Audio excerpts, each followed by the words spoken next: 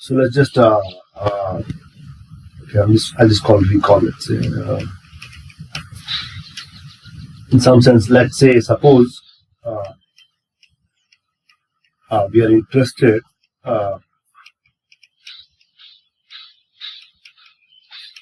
in an event A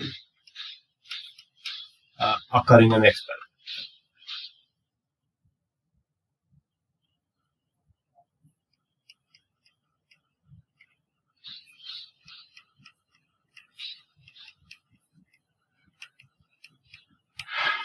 So we want to know if A is what, and we want to estimate the chance of A. So we want to estimate the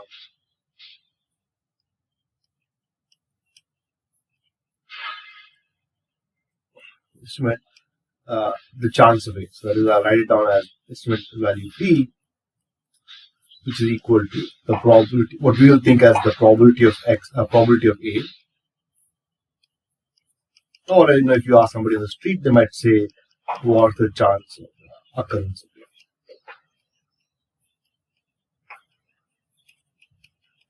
A? Right, that's what. So now, what do I do? So what do we do? So the idea is that the practitioner, what they'll do is, to do this blue part, they will repeat the experiment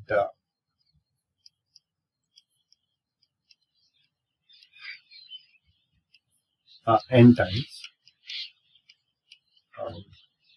Then look at the number of times A occurs. So let's say repeat the experiment, and okay, I'll just say n times. So that is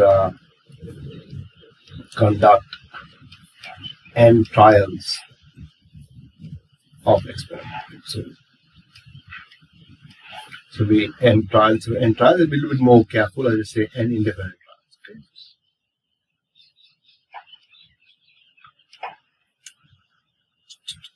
Sorry about that. N independent trials.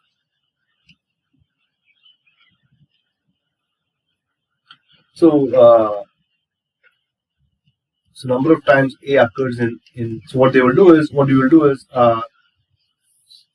we will take the number of times A occurs in n trials and divide by n, which is kind of what we thought of as the relative frequency of A.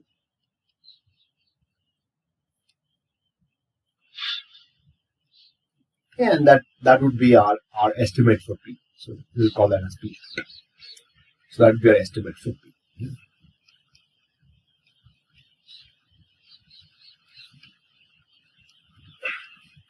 That's what we will do. And the value of n is a matter of question. What n should we take is something that we should think about. But as of now, some large n we think is, it will be determined by cost of experiment, perhaps a gut feel of what's going on. Now, let's go to the theoretical side of it. So now, let's say I want to estimate. So how do I make this rigorous? This blue part to understand. So how do I value n is one question. The other question is that how far is P hat from, let's say, whatever that means, the true value of P. True value. So I'd like to understand that as well, right?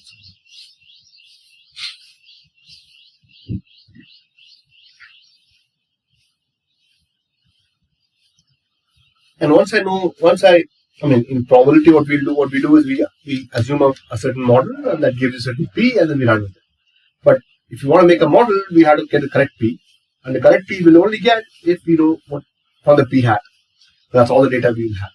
So for somehow we need to understand a priori how far is P hat from P. So let me make it. Let's try and make this a little rigorous. So what I'll do is I'll take x1, x2, xn. I'll define for each of the n trials of the experiment.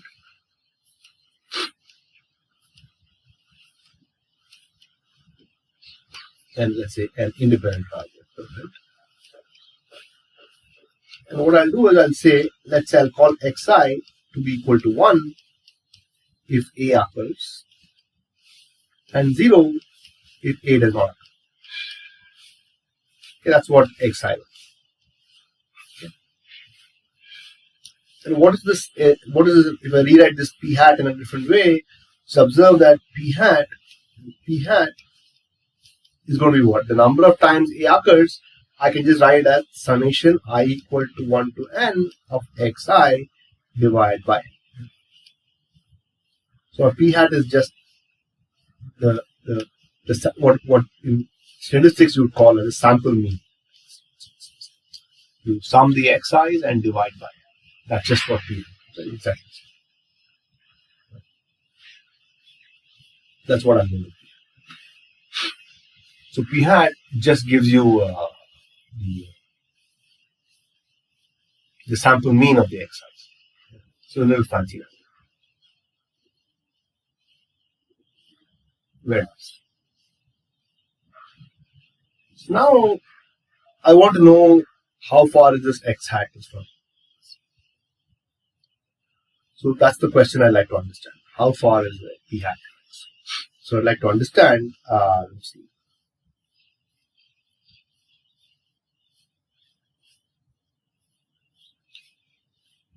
What is xn bar minus p? How large is this?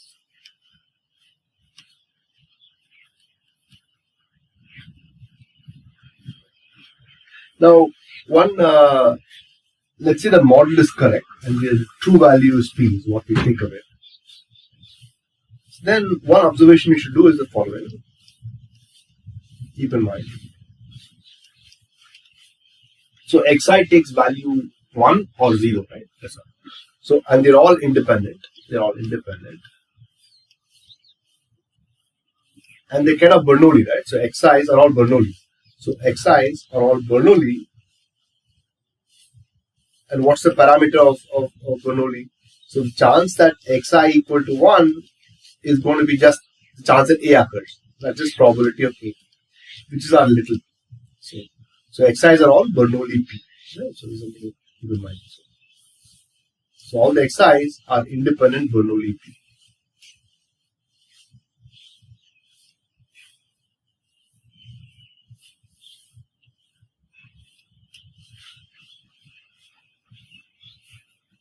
Very nice. That clear? So xi are Bernoulli. That means the mean of xi, so mean of xi is, we know is from our early calculations, the mean of xi is going to be p, and the variance of xi is going to be, each xi is going to be p times 1 minus p, right? So these are equal. So all the xi's are the same distribution and they're independent. Right? They're all Bernoulli. Right? So each xi is IID Bernoulli p is one observation we have.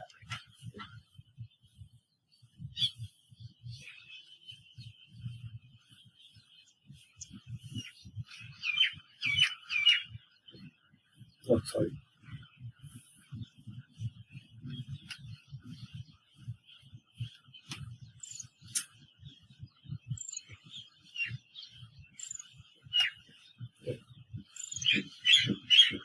So now, where are we now? We have xi's Bernoulli p, mean of xi is p, and we want to know how to understand xn bar is from p. How large is this? What do you want?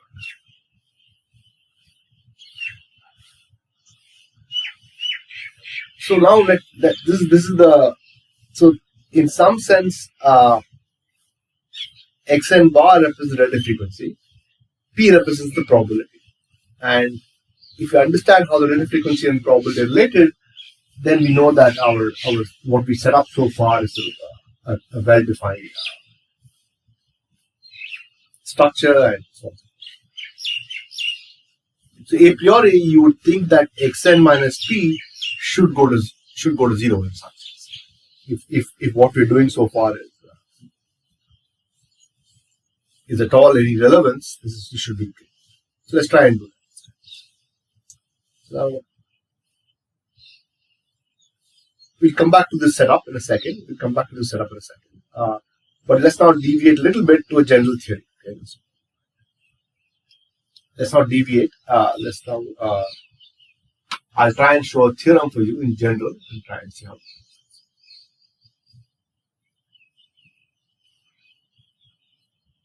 So now this is called the weak law of large numbers. So I'll call it section 8.2 of my book. It's a weak law of large numbers.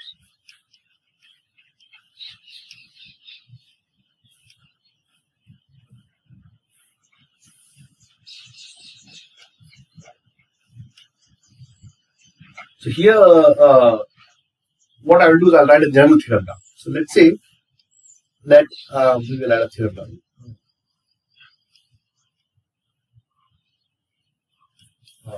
We'll formulate the theorem as we go along. So let me write the proof also down. So the proof is here. So what I do is I first start like the above. So I let x1, x2, xn. Let's sequence random variables. Independent and identically distributed random variables.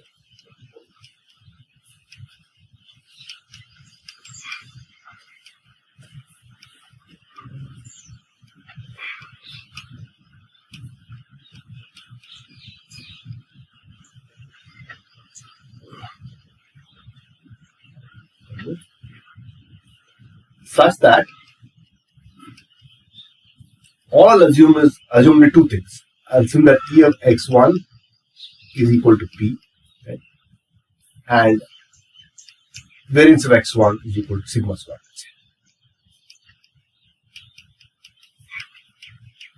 So both variance is finite and so is P is finite. P can be a number, but P is not be between 0 and 1, but I'll just call it P, and then both are finite.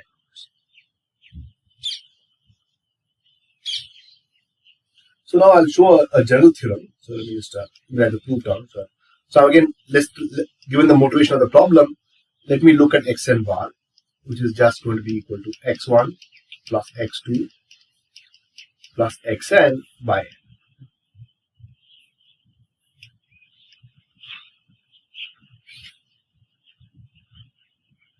Now what's the mean of xn bar? The mean of xn bar is the mean of x1 plus x2 plus xn by n. Very good. And that's by linear expectations. Linear expectations.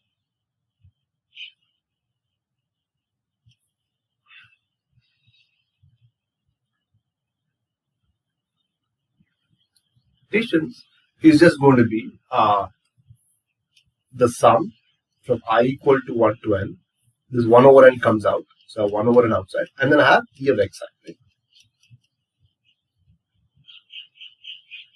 But they all have the same distribution. Right? They're all IID. So they're all independent. They're all independent. We come to independence second. Independence. And they're all have the same distribution.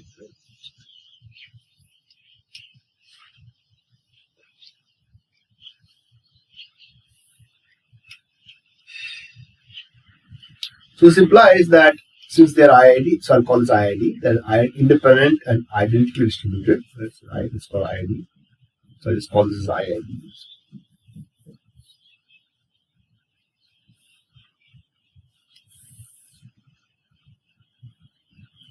So IID. That is. So now that means if I use same distribution, that means everybody is P. So I get 1 over n summation I equal to 1 to n times P.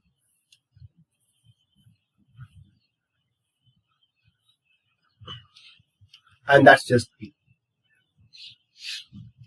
So E of x bar is just xn bar is also P. That's good. So on the mean of xn bar is P.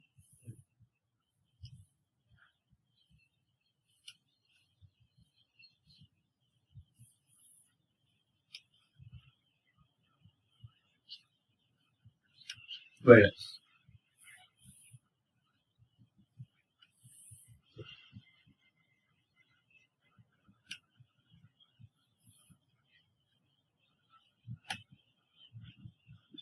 Very good. Now let me try and see what the variance of x bar is. So what is the variance of x bar?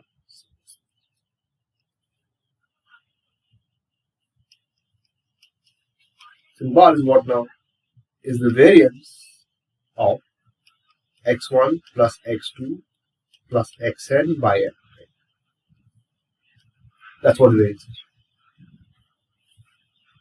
So first we use the property of the variance, which you have seen last class. That is, the first property we use is the variance scales in square, right? So variance of a random variable a times z is a squared times the variance of z.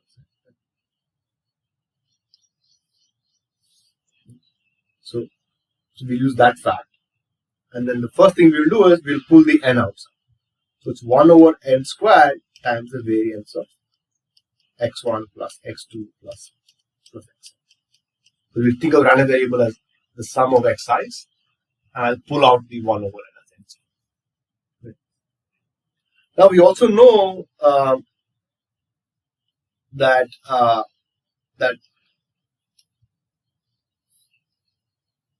if x and y are independent, then the variance of x plus y is going to be equal to the variance of x plus the variance of y. Right. So this fact, and along with induction, right, because all the xi's are independent, in fact I and d is same distribution, they're independent as well, so it's going to give you 1 over n squared,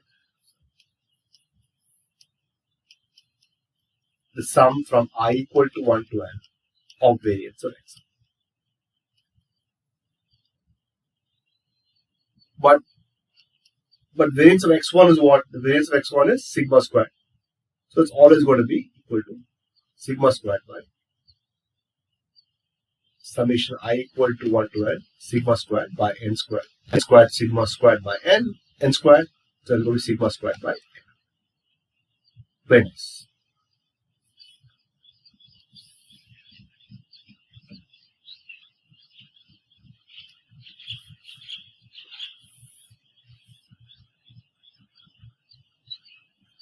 Very good. So what we have done is we have computed the variance of xn bar to be sigma squared by n, and the mean of xn bar to be p. So far so good. That's all I've done. So now let me get to the brute force of the question that I want to understand. At least in the application that I gave you, I wanted to understand how far is xn bar minus p, right? How large this is. So what I do is I let epsilon positive be given.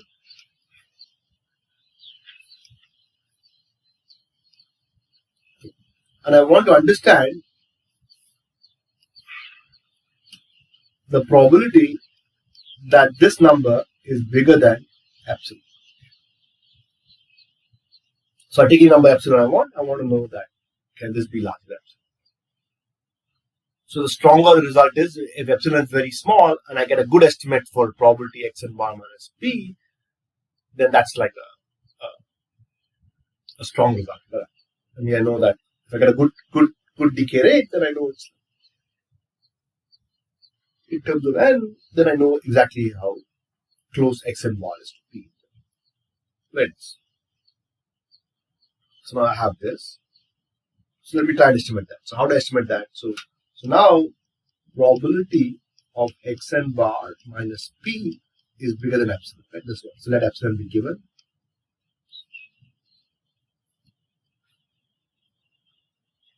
I want to estimate this, right? Now, if you think a little bit, this event right here, let me call this in pink.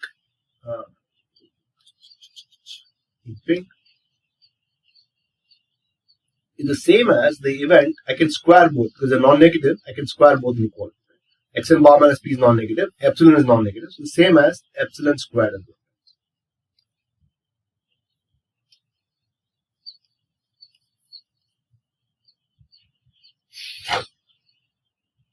Right?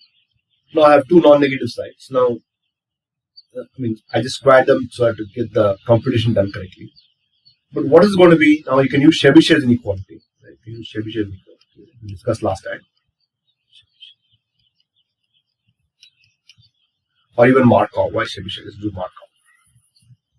Let's do Markov inequality.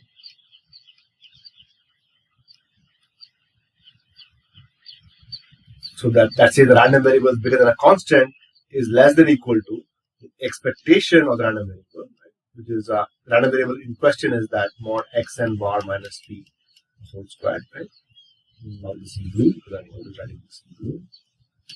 So you apply Chebyshev's Markov inequality to the random variable y equal to mod xn minus p the whole squared and epsilon squared equal to c, which is positive. So you apply Markov equal to this, you get this divided by epsilon squared. But what is the top part? What is e of xn bar minus p the whole squared? So xn bar minus p is just p is the mean, right? So as p is the mean of xn bar, right? Sigma squared is actually the variance of xn bar is actually equal to e of xn. So the variance of xn bar is actually equal to e of xn bar minus p the whole square. That's a fact by definition. So what do I get here? I get this is equal to what happened? Equal to this is the variance of xn bar, right? Divided by c epsilon square. But what is variance xn bar? In the previous step we calculated sigma squared by n, right? So this thing is equal to sigma squared by n times epsilon squared. So what have we shown? We have shown the probability of xn bar minus p bigger than epsilon is equal to sigma squared by n epsilon squared. But we know probability is always non-negative. So therefore, 0 is less than equal to probability that mod xn bar minus mu is bigger than epsilon is less than equal to sigma squared by n epsilon squared.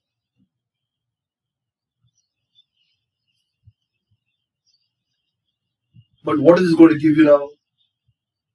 If you go back to your analysis class, this person on the right hand side is going to converge to 0 because 1 over n is equal to 0. Let me write it a little differently. Let me write it like sigma squared by epsilon squared into 1 over n.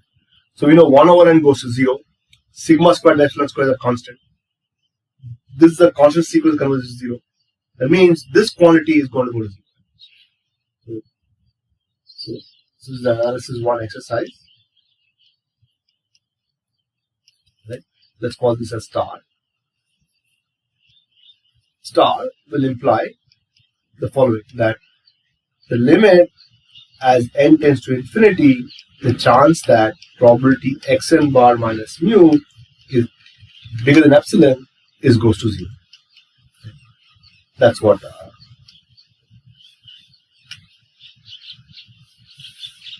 we get. So analysis 1, you use the fact that the limit as n tends to infinity, 1 over n is equal to 0. And I don't know what you guys call it, sequence, sandwich theorem or squeeze theorem, squeeze or sandwich.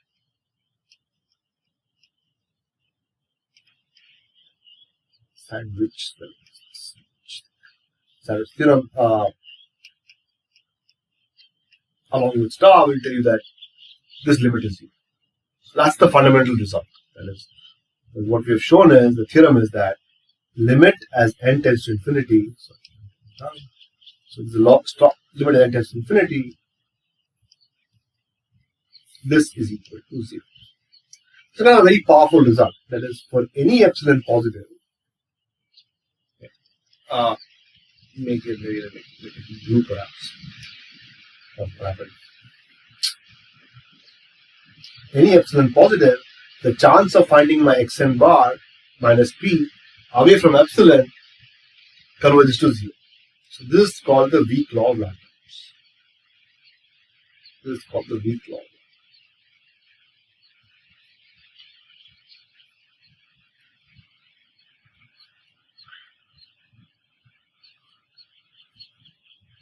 That the sample mean is away from the true mean, that probability goes to 0. So let me just recap a little bit. So what we have shown is, so you think of this as that, so we have shown in the above result that, let's go back to our example. So going back to our motivational question,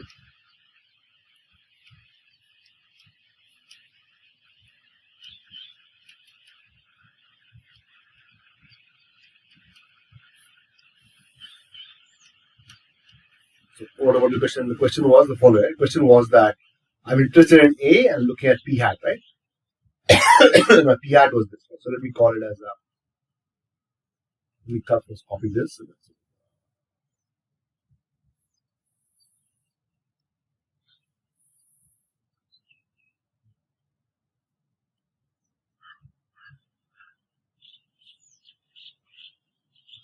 Question, if I get my P hat, right? P hat is equal to this is what I'm interested in. Then what I did was I said let xi be equal to 1 if A occurs and 0 if A does not. Otherwise, then xi is all Bernoulli parameter P, and the P was just the probability that x is equal to probability A occurs, right? And then what the weak law of large numbers tells you is that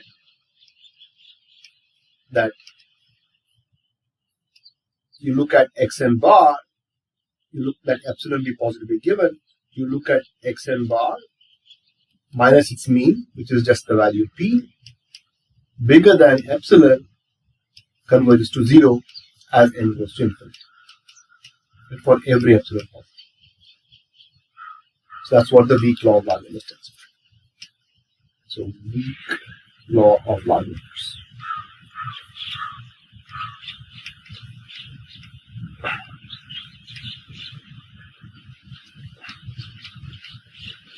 So it's a powerful theorem. So now in our language, what we've actually shown is for every epsilon positive, probability of P hat, that is the relative frequency, minus the true probability, converges to 0.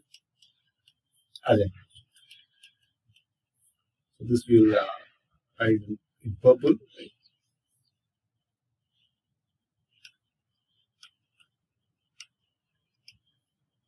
So I've completed the circle in some sense. What I start off with the first day.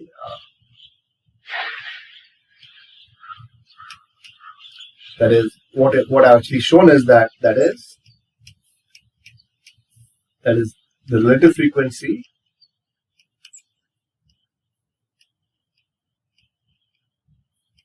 of A, which is P hat, minus the probability of A, which is what we thought the number should be. This is bigger than epsilon. The chance, let's call that as P. So it's confusing.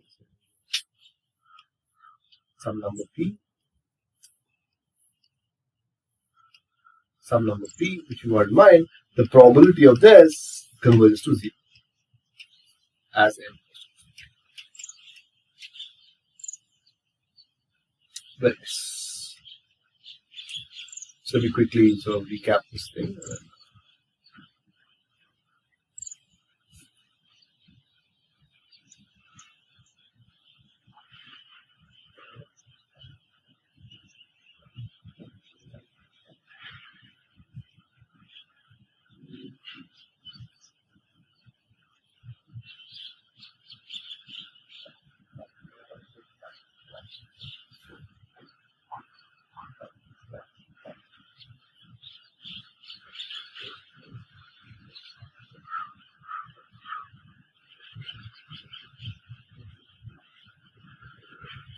Right, very nice. So this is a kind of fundamental result in probability. It's called the weak law of large numbers, where the relative frequency will converge to the true probability. And the convergence is defined in terms of this limit, which is that you take any epsilon positive, you look at the probability that xn bar minus p is bigger than epsilon. That will converge to 0 as n goes on. This is called the weak law. And going back to the motivated question, we were interested in the occurrence of A in the experiment. We let p hat p equal to the number of times A occurs in n trials. Then we know that if we let xi to be 1, if A occurs, and 0 if A does not occur, then the weak law of large numbers tells you that the relative frequency converges to true probability. Very nice.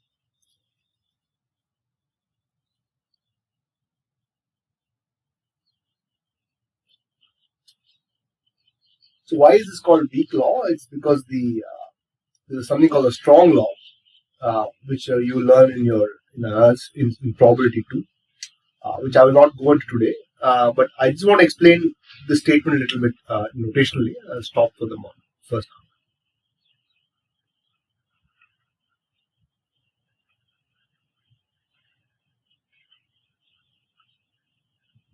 So here's the definition. So this is the definition.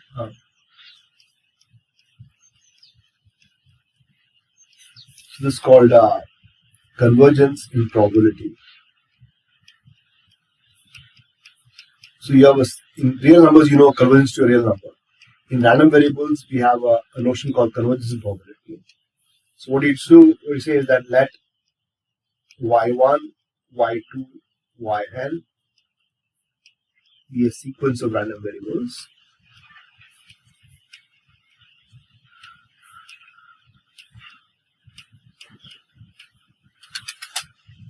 Let's say alpha be a real number.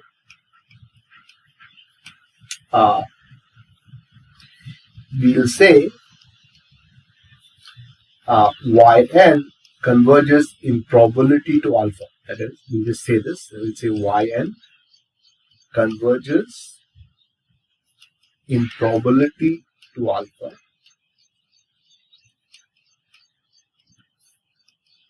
So I'll call this as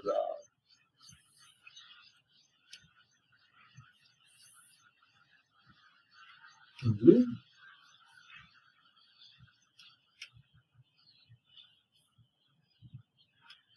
Or alpha, denoted by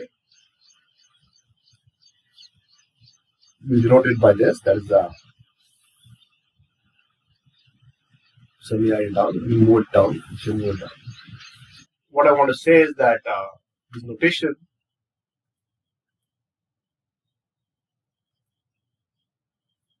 means the following. That is, y cross probability means let epsilon positive be given for every epsilon positive. If it is positive, the limit as n tends to infinity, the probability that yn minus p is bigger than epsilon converges to 0. That's what we mean by saying that yn converges to p in probability. So the weak law of large numbers in this notation says the following. So the weak law of large numbers just says that. So a different way of phrasing the weak law of large numbers is stating that x1, x2, xn are IID. The mean of x1 is p, and the variance of x1 is sigma squared, which is finite. We only use the fact that sigma squared is finite, not the value. Then xn bar converges in probability to the value p, or let's call this as n goes. It's another short way of saying this. So coming to the question of is it circular or not, it is not. See, the idea is that if you look at this, I'm interested in p hat, right? And I think I have a model where I want to work with the value P. So now I want to justify, is my model correct or not? And the theory tells me that a model will be correct because my relative frequency will converge to my problem under the assumption of the model. It's not quite circular. It's just a justification of the model.